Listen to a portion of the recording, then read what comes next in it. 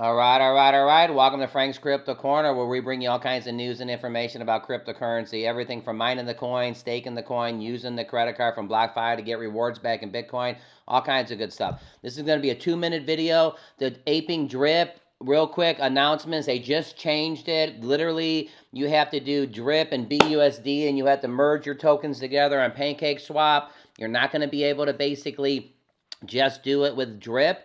You have to have LP cake tokens. You have to go to PancakeSwap, and you have to have BNB and Drip right there. And then when you take the BNB and Drip and you combine them and you make them like an LP token, and now all of a sudden, literally, I took my 5 Drip and my $125 of BUSD because I'm doing 5 of them, and I combined them together, and literally now they became LP cake tokens. And then I went to the website of Aping Drip, and I basically approved it. Real quick, go into their website. So right here at the website, take a look. It says Drip /BUSD.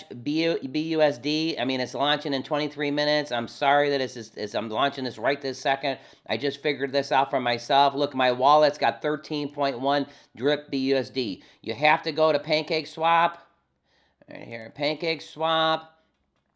And you go down the thing and you do liquidity.